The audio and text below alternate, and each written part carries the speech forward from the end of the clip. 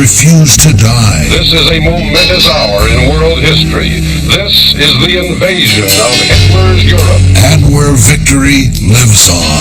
Plenty of girls are being kissed by plenty of boys they don't know, and they do not care. You can love it, hate it, embrace it, or turn away. Lennon was shot to death late last night outside his apartment building. But it is a past we all share. Come on out here, give me a salute. Take the enemy salute. This is where yesterday has a home, where we wonder what it was like back then. Go forward, knights, in safety. And not too long ago. His spirit must live on. It's where history has its place, and where the past comes alive. The History Channel.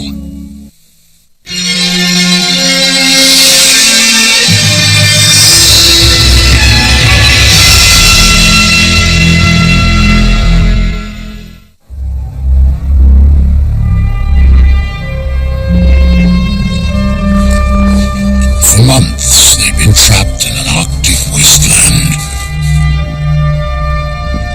Their ship locked in the icy grip of a frozen sea.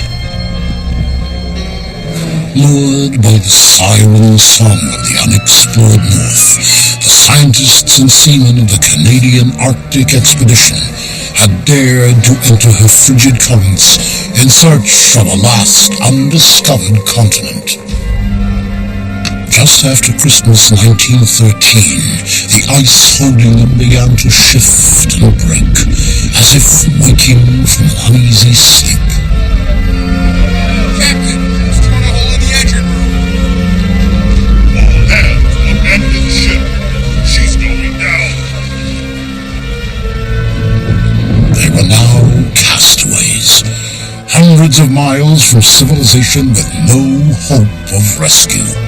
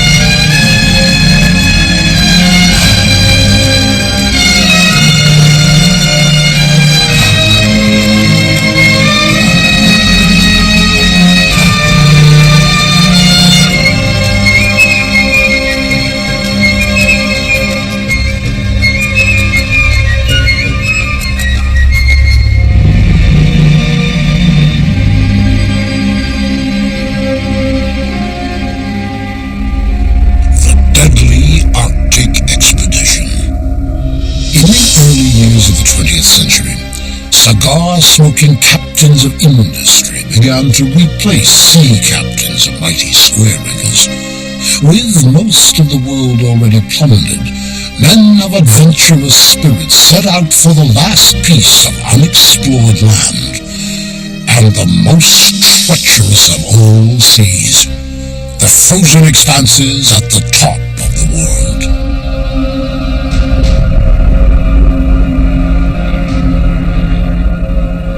In 1977, 87-year-old William McKinley stepped off a plane onto a rock-strewn island in the high Canadian Arctic. This grandfather from Glasgow, Scotland, had bitter memories of this forgotten land. Memories that traced back to 1913, when he joined an expedition that seemed cursed from the start.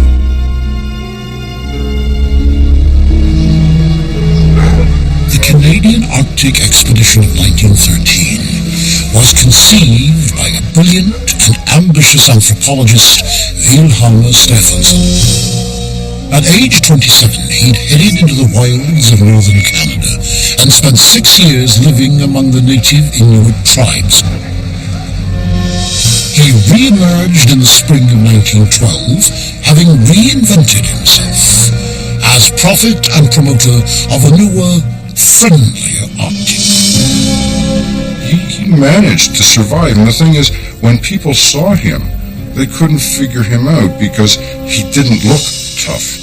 He said, everyone has the Arctic wrong. This is his iconoclasm coming out in him. It's not hostile. It's not unforgiving. It is a friendly place. Eager to build upon his success, the free-thinking Stephenson convinced the Canadian government to sponsor his next great adventure. An expedition to settle the question whether there might be an undiscovered continent hidden amidst the massive polar ice pack. The scope of the expedition grew as the Canadian government expanded its objectives. They decided to divide it into two teams. A land-based southern party which would pursue scientific studies, and an ocean-bound exploratory northern party led by Stephenson himself that would search for new lands. Stephenson sent out telegrams all over the world seeking to staff his enterprise.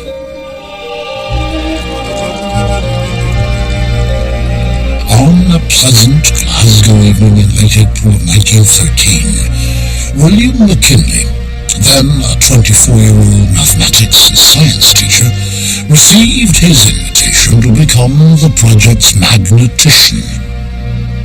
He certainly had no idea what polar regions were like. The nearest he'd got to that was seeing a polar bear in Edinburgh Zoo. That was the nearest he'd got to the Arctic, you might say. But I think every little boy who was growing up in those days would be thinking not of becoming a train driver as they used to, but I'd love to be an Arctic explorer and become famous that way. It was their way up in the world, as it were. McKinley, Wee Mac, as his friends knew, realized this was the opportunity of a lifetime. Within 3 days, he was on a steamer heading for North America, unaware that the expedition was already in a deadly race against time and the icy polar seas. Open waters surround the Arctic ice pack in summer, but with the chill of winter, the massive white wilderness can double in size, cutting off all passage northward until the spring thaw. Stephenson knew that in order to reach their first staging point, tiny Herschel Island, he would need to set sail by early June. This left only a few short months to prepare. The most pressing order of business was to find a suitable vessel that could take them safely into polar seas. With few choices available on such short notice, Stephenson quickly settled on the 24-year-old whaler Carlock, even though some questioned her suitability for the icy Arctic waters. She was a square-rigged sailing ship with an auxiliary engine. Under power alone, she could do only 5 knots. With the help of sails, she could sometimes do 7. She was an old, underpowered, wooden ship. Stephenson was not a mariner. To him, the Carlock was a good deal and as acceptable a ship as any. For the man hired to captain her, world-renowned seaman Captain Robert Abram Bartlett, the obsolete whaler was not only a disappointment, but a serious liability. He condemned it, and in fact anyone who got on board condemned it. Stephenson's position was, it's the only ship we've got to get going, otherwise, we'll lose a race here. Despite their divergent opinions about the Carlock, Stephenson was pleased that Bartlett was to captain the voyage. The Newfoundland native had earned a reputation as an outstanding ice navigator, sailing with Robert Peary on his historic attainment of the North Pole in 1909. Unassuming in appearance and given to the use of profanity, Bartlett was also a lover of music and poetry. Bartlett was a man with a tremendously romantic self-image. Bartlett envisioned himself as like Dr. Livingstone in Africa, except that this was going to be in the Arctic. A great leader, a great traveler, a great man generally, and he was sort of the last of the great Victorians. Bartlett was not the only voice warning of trouble in the voyage. Stopping in Montreal to pick up his orders, McKinley heard critical murmurings about Stephenson from a member of the Canadian Meteorological Service. He told me the reason I had been hired as a meteorologist as well as a magnetician was because no one in the Meteorological Service was willing to be associated with Stephenson's expedition. It was the first of many hints I was to receive as the weeks went by, that not everyone shared the faith in the suitability of Stephenson as an expedition leader.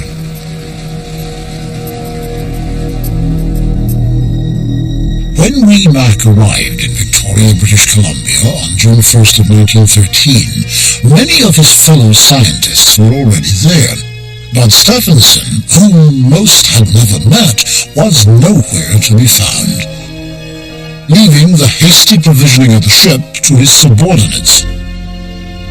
They were concerned. They looked at the Karluk, for example, and to them it was a symbol of the mismanagement of the whole expedition. It had a grimy appearance.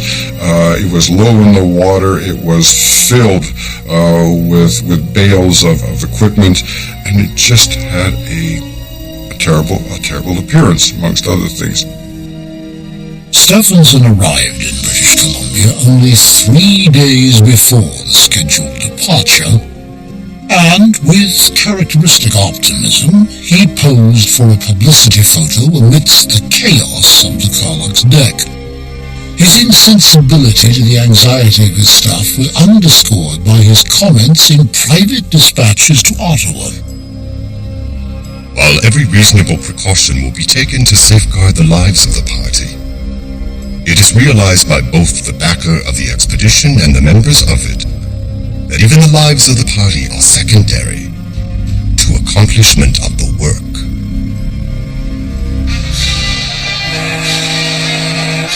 On the 17th of June, already 1 week behind schedule, the Karluk made sail amidst much fanfare and anticipation.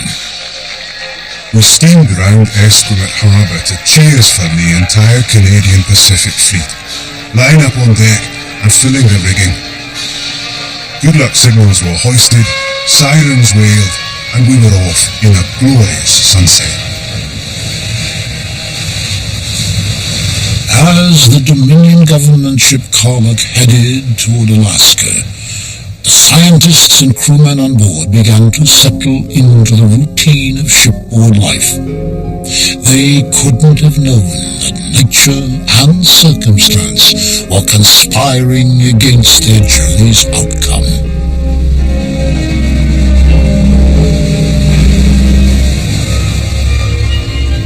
As the Canadian Arctic expedition began, the Karluk crawled along the contours of the rugged Alaskan coastline, heading toward Rome.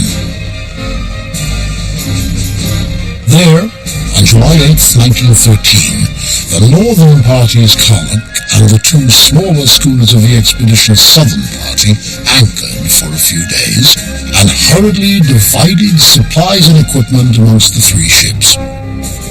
Despite the lateness of the season, Wilhelm Stephenson still hoped both groups of his expedition would reach the Arctic shores before winter ice clogged vital waterways. There's such a rush though, there's so little planning, that all the stores are divided haphazardly amongst the 3 ships. And so are the people. And everything was going to be fixed and organized when they got to Herschel Island. But Herschel Island would be difficult to get to the later in the season it was, and there was so much time being wasted because things had not been planned that their departure was getting dangerously late.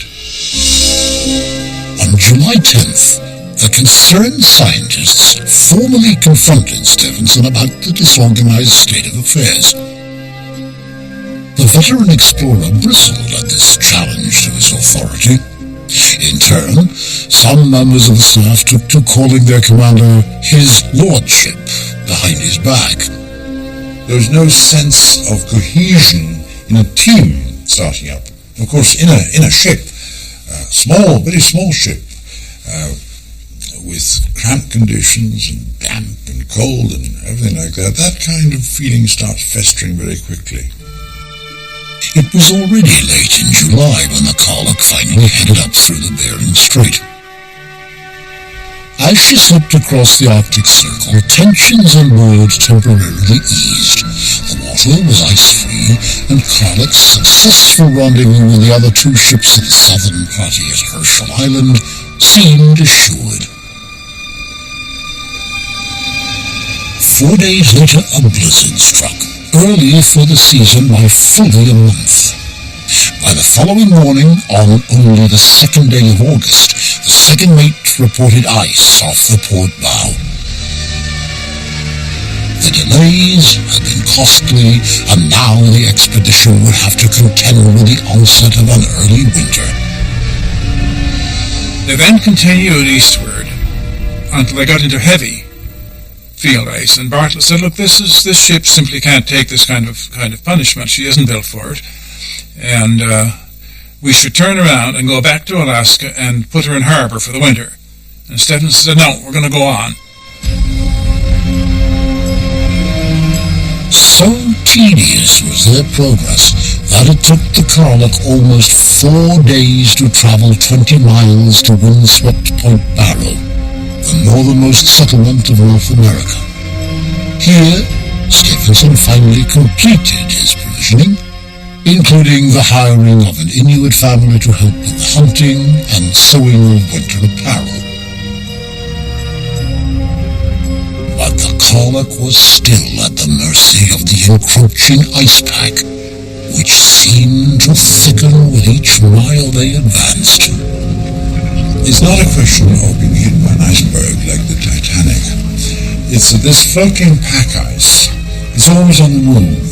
Suddenly leads open up and you see, oh, there's a way that a ship can go up. And if you've got a ship which is not equipped for ice breaking, you have to rely on that. Bartlett tried to keep the ship tight to shore, but the overloaded Karluk had already grounded several times in the silty shallows. When a lead opened in the ice heading away from land, the captain cautiously followed it. It would prove to be a fateful decision. On August 13th, with the Karluk still coursing through the maze of water and whiteness, the temperature began to drop, reaching 17 degrees Fahrenheit. Fresh ice began to clog the water between floes, which a gentle snowfall soon cemented around the helpless vessel. The Karluk was inescapably trapped miles from shore, locked in the vice-like grip of a floating pan of ice. Drop anchor, port side. Neither Bartlett nor Stephenson viewed their situation as grave. They knew that a change in the weather could just as instantly set them free again. For Arctic greenhorn William McKinley, the unplanned stop was an opportunity to realize a boyhood dream and finally set foot on the polar ice pack. The ice was much broken up and rough, with scarcely a level patch of any extent. It was like being in some gigantic sculpture's yard, stacked as far as the eye could see with glistening marble rocks cut in a million fantastic shapes. As people do when confronted with a great sculpture, I had the irresistible urge to touch as well as look. We left the ship and cavorted about on the ice for hours. As the days drifted into weeks, the ice became more prison than playground. Both Bartlett and Stephenson privately concluded that the Karluk was likely to be trapped for the duration of winter. For the expedition leader, this was a particularly bitter blow. Stephenson, for his part, was a man of activity. He had to be on the go all the time. He didn't like to sit around. And of course, there he sits in the Karluk, going nowhere. His northern expedition is literally frozen He has to do something. By September 20th, after 5 weeks on the ice, Stephenson could no longer tolerate the inactivity. He loaded 2 sledges with supplies and ammunition, planning to lead a small expedition 20 miles across the ice to land. It was a choice that many would later view with suspicion. He professed that he was going on a hunting expedition to hunt caribou in Alaska, but this is very doubtful, because he himself had said that the Alaska caribou were nearly extinct. He also took people with him that certainly weren't hunters. He took his own personal secretary, and he took 1 or 2 of the scientists. Stephenson's hunting party managed to reach a small island connected by land ice to the shore just before a heavy gale swept through the area. When the weather cleared, they could no longer see the Karluk in the distance. The ice pan which had been holding her fast had broken away, carrying the imprisoned ship away with it. Stephenson headed back toward Point Barrow in hopes that he could intercept the drifting ship. By the time he reached the village, the Karluk had long since disappeared over the horizon, beyond the reach of any possible rescue. These are the areas of ultimate inaccessibility, ultimate challenge. There are no airplanes, there are no radios. So nobody ever went to look for the Karluk. Nobody ever did. Frozen into a pan of ice nearly half a mile wide, the Karluk was at the mercy of a current that was rapidly carrying her out into the middle of the frozen Arctic Ocean.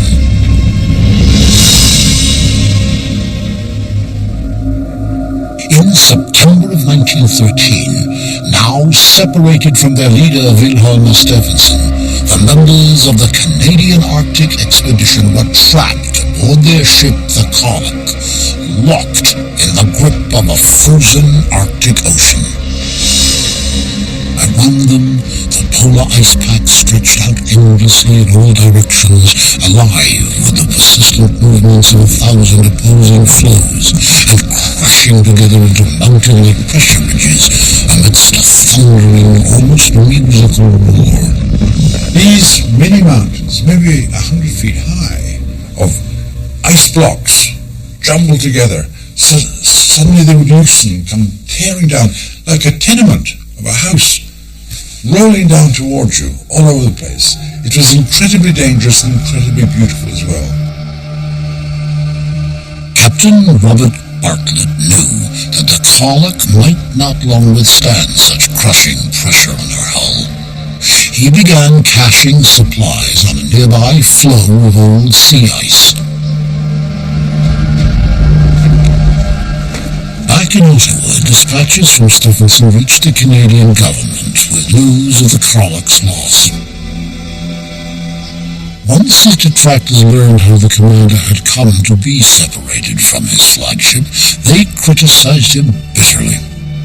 Even a Canadian Mountie cynically noted in one report that he had left just in time. People condemned him that, he was a coward, he had skipped the ship.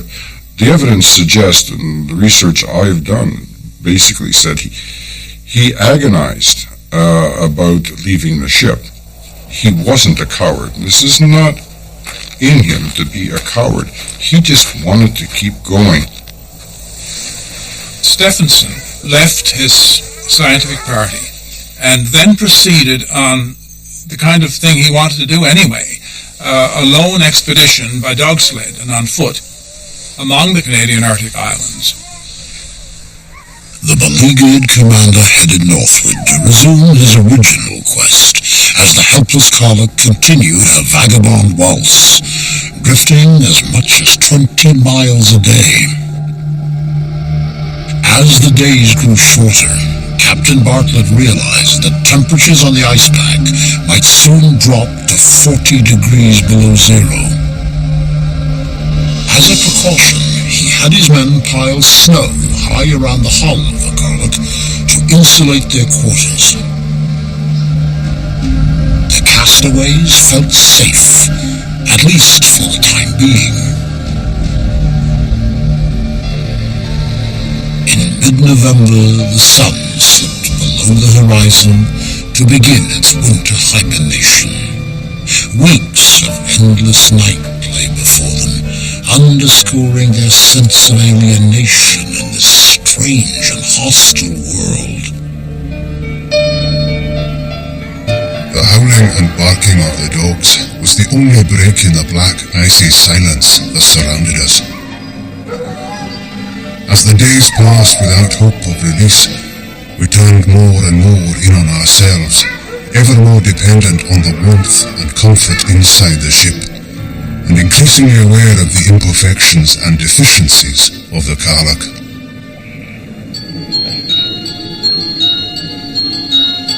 They'd lived on the ice for over 4 months, growing familiar with its constantly changing humor.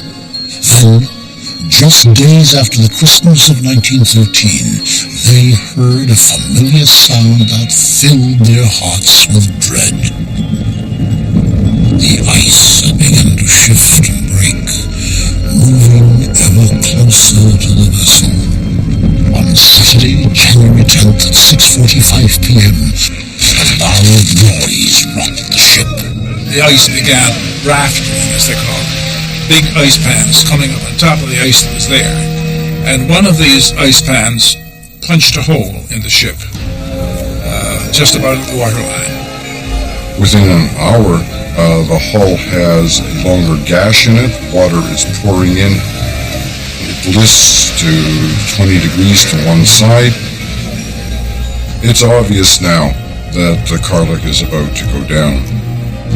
For Bartlett, the moment of truth had arrived, and he gave the order he had dreaded these many weeks. Going down! All hands, abandon ship! Abandon ship! With her passengers safely discharged onto the ice, the captain remained alone with his treasured gramophone to await the final moments. Bartlett seems to have had a flair for the theatric. There he is, apparently. He's got a collection of roughly 200 records. The ship is going down.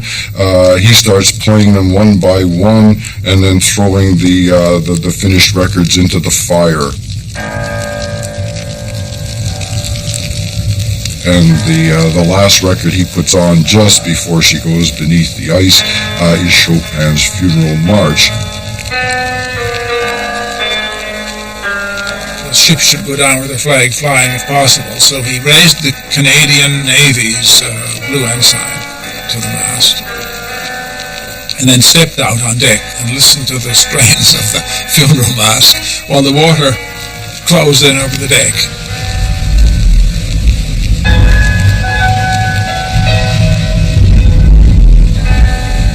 Bartlett had been unhappy with the choice of the Karluk from the start, but as her mast slipped below the ice, the captain was visibly moved by the loss of his charge. He pushed back his hood as a sign of respect and called out, "Goodbye, old girl."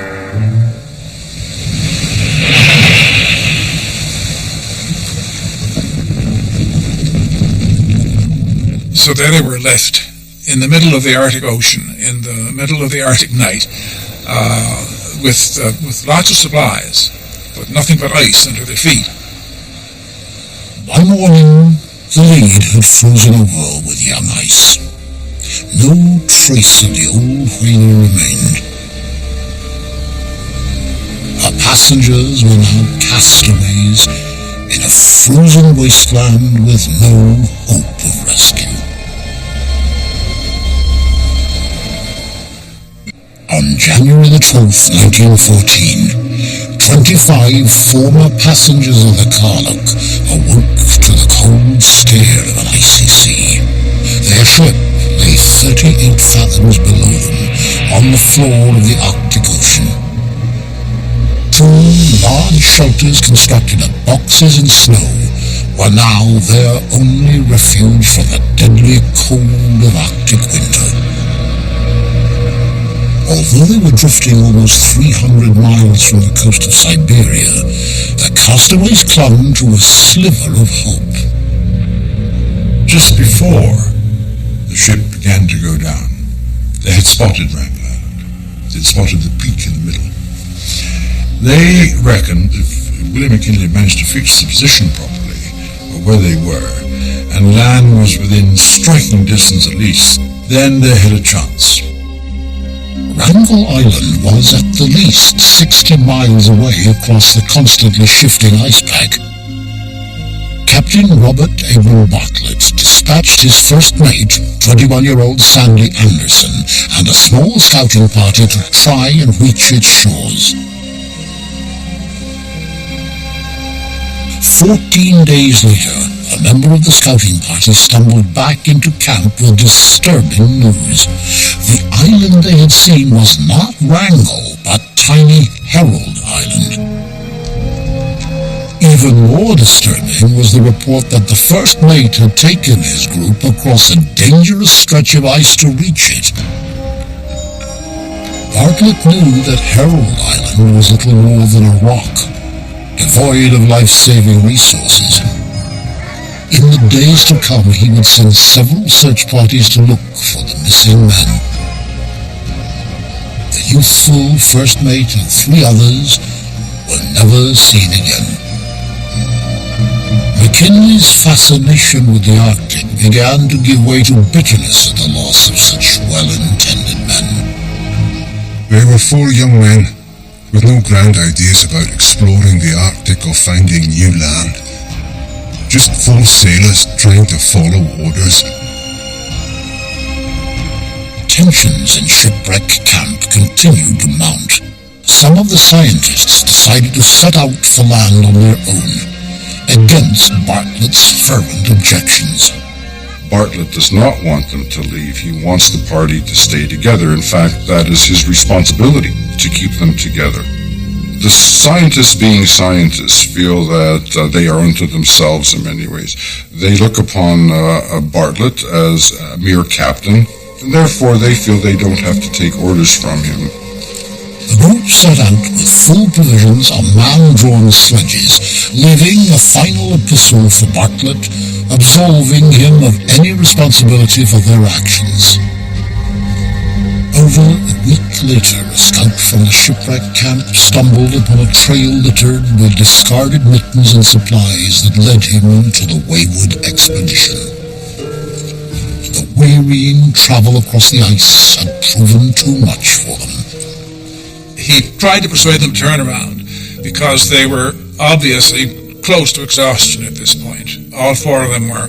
He didn't think they could live another day when he met them. But they wouldn't do it. They were going to keep on trying to reach the land. So they disappeared. They were never heard of again. In spite of these desperate developments, Bartlett knew that time was running out for the rest of Shipwreck Camp. With the spring thaw on the way, the ice floe that had been their home for the past 6 months would not remain safe much longer. He instructed the castaways to begin loading the sledges. On February 24th, they struck camp and headed west into the frigid unknown in hopes of somehow reaching Wrangel Island. In constant danger of frostbite and snow blindness, they made slow but deliberate progress through the hummocks of ice and snow. Each night they constructed a makeshift igloo to protect them from the deadly cold. Each morning at first light, they moved on. At one point, they were stopped by an enormous pressure ridge, up to 100 feet high and miles long. Some of the exhausted men wanted to return to the relative safety of Shipwreck Camp. Bartlett could not contain his rage. The skipper was speechless at first, and then he asked them just what they intended doing when they reached Shipwreck Camp. Their sheepish replies showed they hadn't thought so far ahead, and he raged at them for their folly in risking the loss of all they had achieved up to that point. They said, if it hadn't been for Captain Bartlett, we all would have died right there. And undoubtedly that's true. Bartlett was a very determined man. Nothing would stop him, 15 days and 80 arduous miles away from Shipwreck Camp, they finally reached what must have seemed a virtual paradise, the snow-covered beaches of Wrangel Island. Luna! Land! It's land! They got down and dug away the snow and picked up a few pebbles and so on to celebrate the fact that they'd reached land, or some kind of land. Now, Wrangel Island isn't the mainland of Siberia. It's a long way from the mainland of Siberia. But it's a lot better than being stranded out in the middle of the Arctic Ocean. But Bartlett knew the island was only a temporary refuge. As the others set up camp, he prepared to leave with one of the Inuit men. Against all odds, he would attempt to cross ice and open water over 200 miles to Siberia. Only days after landing on the windswept island, William McKinley bade farewell to the man he had come to look upon not only as a friend, but as a great leader of men. We said goodbye. They were off, with the hopes and prayers of 15 people speeding them on their long, lonely journey.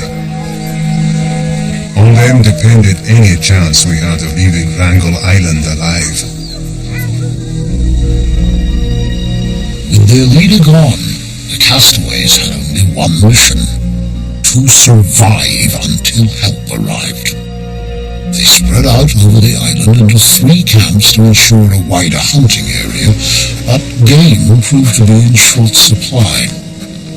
Already tenuous relationships began to unravel under the strain of dwindling rations. They had the most extraordinary rows about food in particular. And one of the rows was about whether certain people were getting 1/8 of a biscuit more than the others were. It shows the kind of pressures that are on you when you allow that. When you've got a well-stocked larder, you don't give a damn about 1/8 of a biscuit. A mysterious illness swept through the camps, marked by a severe swelling of arms and legs. By late May, it had claimed the lives of 2 men. McKinley, now the sole surviving member of the scientific staff, had to wait for the ground to thaw before he could bury his 2 friends. The remaining Inuit hunter and his wife were the people who really kept them going. About 80% or more of the meat they secured was secured by the Inuit. By late summer, their food rations were depleted. The eggs of nesting gulls provided occasional sustenance, but the castaways suffered many hungry nights. They had hoped that Captain Bartlett's rescue mission would arrive for them in the middle of July of 1914. That was the idea. But July passed, nobody. August passed, nobody. Thursday, August 27. That is our only thought in our waking moments. When will she come? Will she come? Is the captain lost? Only time will answer these. But God forbid that we should have to winter here. It's a hopeless proposition.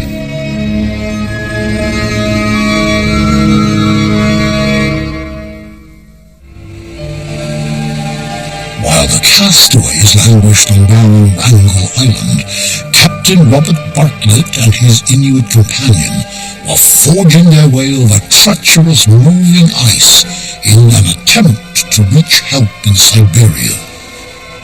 They traveled over the running ice, making an average of 4 to 5 miles a day progress, never knowing when they were going to be completely stranded. This was the most dangerous ice journey ever made by human beings, I would say. Bartlett reached the Russian port of Emma Harbor 2 months after leaving Wrangel Island, having traveled nearly 700 miles of ice and rugged Siberian coastline. In early May, when the winter ice finally began to clear from the Bering Strait, a worn and weary Bartlett sailed home aboard the whaler Herman. Bartlett's amazing feat won him instant worldwide attention, but the captain's only thoughts were of his crew. Over the next 3 months, aboard the U.S. Revenue cutter Bear, he tried to reach his former shipmates back on Wrangel Island, but the ice proved unrelenting. Because of the ice, it was impossible. A couple of ships tried during August were turned back, and even a Russian ship was coming close. It turned back because war had been declared at that point, and they had other duties to perform. The would-be rescuers were beginning to give up hope. Even the determined Bartlett wondered if he would ever see his comrades again. By early September, autumn's might was in the air. If the hapless crew of the Carlock was not recovered soon, they would have little hope of surviving a winter on the island. Then, on a chill September afternoon, a tiny schooner, the King and Wing, did what so many others had failed to accomplish: dropped anchor off the shores of icebound Wrangel Island. Cameramen on board caught the first moments as the rescuers hurried across the ice toward the shipwrecked crew.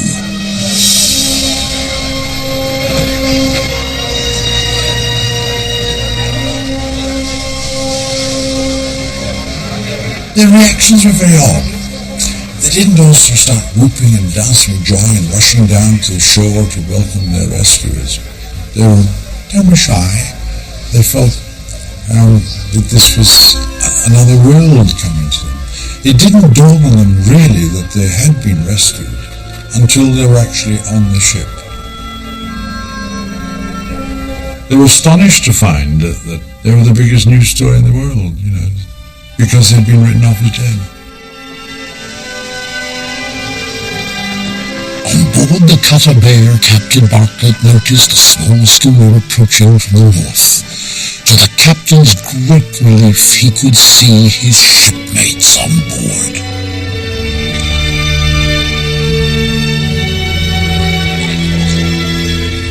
Now united once more with their captain, the castaway spirits rose with each mile that passed between them and their former island prison.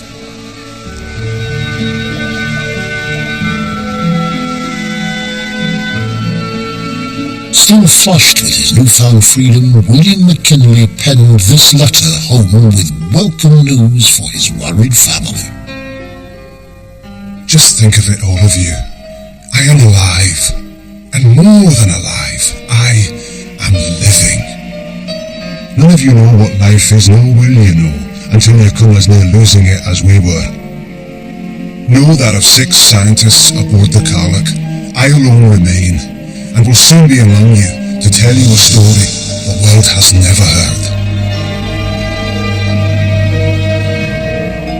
All told, 11 men had died after the Carlock had slipped beneath the ice.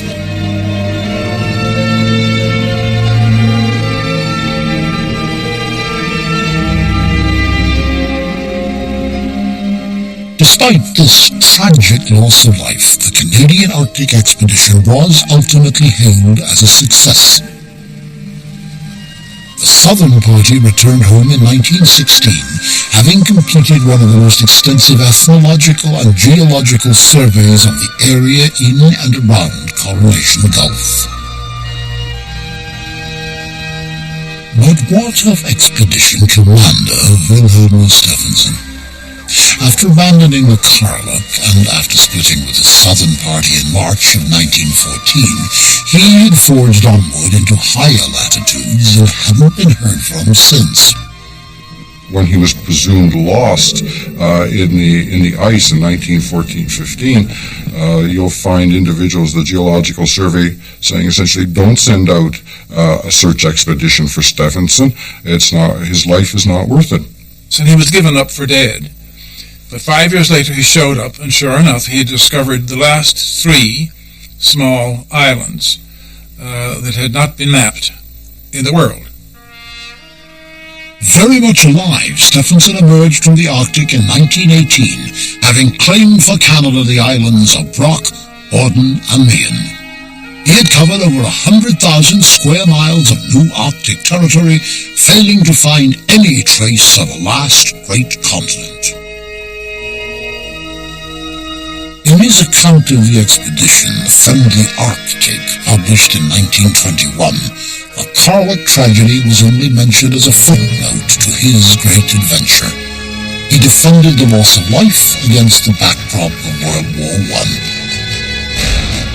I never could see how anyone can extol the sacrifice of 1 million lives for political progress.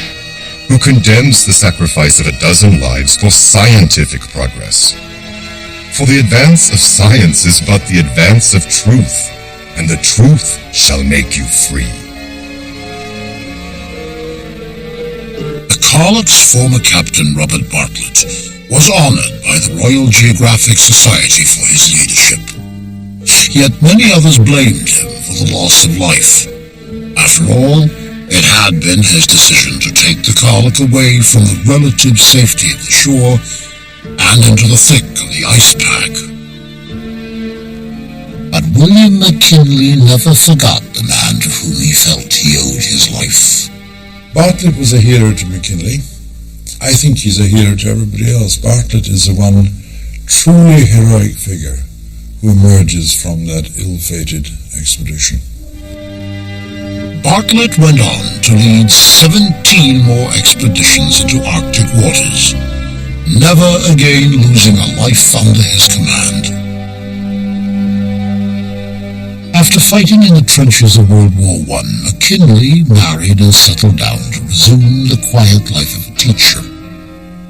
Yet, years later, he remained haunted by the ordeal on the ice and embittered by Stephenson's seeming lack of remorse. At the age of 86, he finally published his own account of the events that had shaped his youth. Defending Captain Bartlett, he placed full blame for the tragedy on Stephenson's lack of planning and leadership, as he explained in a 1988 interview. He wasn't a great man, and he wasn't worried about details. What would you say about a man who leaves his ship? Would you say he'd let the members of his expedition down, he'd quit it? The lives that were lost with the Karluk were lost by errors for which the skipper had absolutely no responsibility. Perhaps McKinley was able to close this chapter of his life when he returned to the Arctic in 1977. But for some, his book only served to rekindle a debate which, to this date, historians cannot settle. I don't know how it could have been different. Choices were made. Options, they had options. So, if you have a villain in this, the villain, to me, is the ice. I think it's a bit pointless to say Stephenson was a scoundrel. I'd rather think that he was flawed and misguided, but that there was a kind of greatness inside him waiting to come out, but it came out in the wrong way.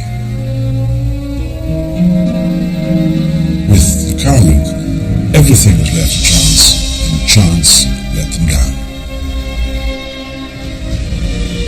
It has long been the conceit of man, gazing with the blind eye of pride, to view himself as master of surf and sand.